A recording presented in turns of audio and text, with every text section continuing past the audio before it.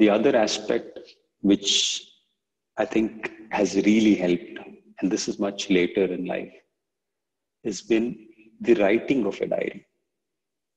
And that's actually helped me become very productive.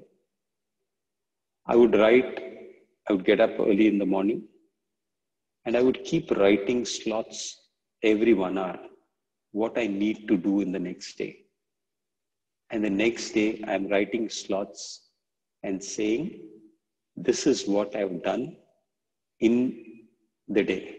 So what happens is when you check both of these and put it before, then you realize how much of productive work you've done. And you'll realize how much of time you have to do so many things which you wanted to.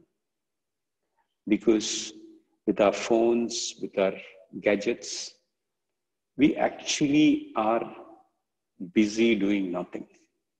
And that's something which is scary. Because busy doing nothing is something which we need to avoid. And for that, I think I would say write down. And the best thing is, if you really want to play something, be on social media, it's fine.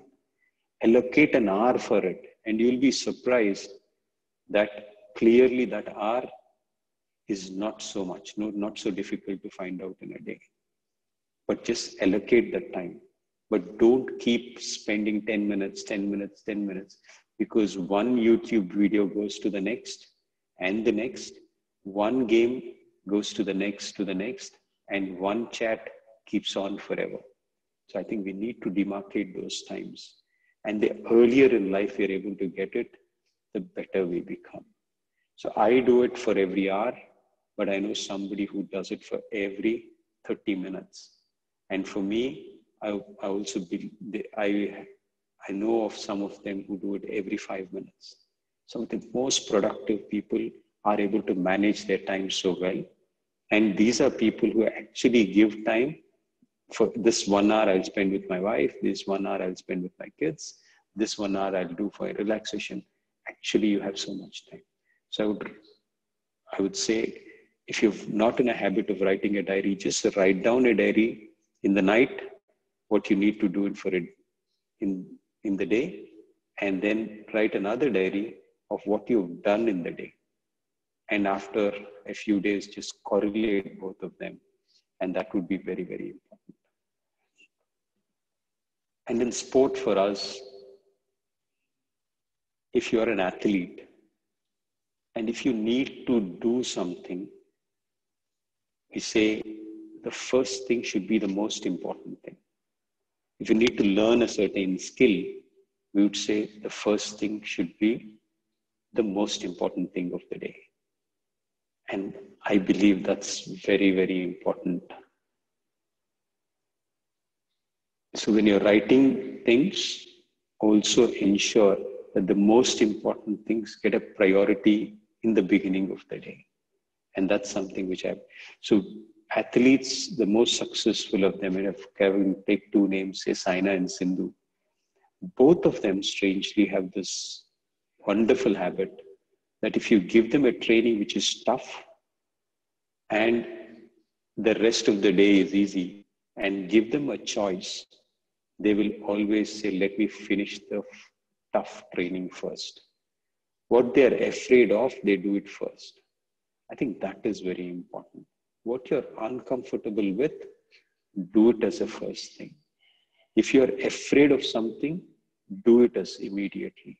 So I think that is very important. Every opportunity as a youth you get, if you are afraid of going in front of people and talking or dancing, I think every opportunity you get to do that, just do it. I think this really helps. I think this is something which I think there are very few opportunities and times when you get it.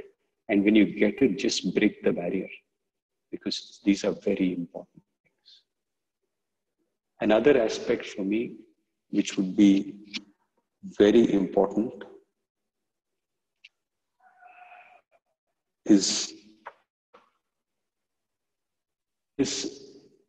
your physicality. And it might sound strange or may not be, because as a coach, as a sports person, I might sound biased to it. But think of it, if alphabets in a certain sequence, alphabets, words, sentences is alphabetical literacy. And if numbers, additions, subtractions is numerical literacy, then something like crawling, walking, running, throwing, jumping would be called physical literacy. It's fair to say that in the last 30 years, our country has done very well in alphabetical and numerical literacy. But on the physical literacy side, we as a nation have come down. And I believe it is very important that each one of us is physically literate to be able to do a bunch of things, and all of us should be the best of what we can be physically. We should be able to run not as fast as Bolt, but the best of what we can run. The furthest that we can run, the highest that we can jump, the longest that we can jump, the heaviest that we can lift. Because if we cannot explore the boundaries of our physical being, we cannot be visionaries on the mental side. I think it's very important that we push forward our physical limits. And that is something which is very important. In this aspect, diet plays an important role.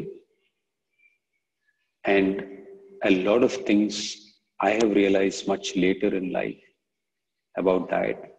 So there's nothing of a prescription kind of a diet, but everybody should experiment and find out what the ideal diet is for themselves. I'm still struggling on this journey, but I would say that each one of us should find what is good for us, what gives us more energy. And there's a lot involved with food. So ensure that you eat lots of live food so that when you're sitting down for thinking or meditation or working, your mind is active and your body is light. And that is very, very important.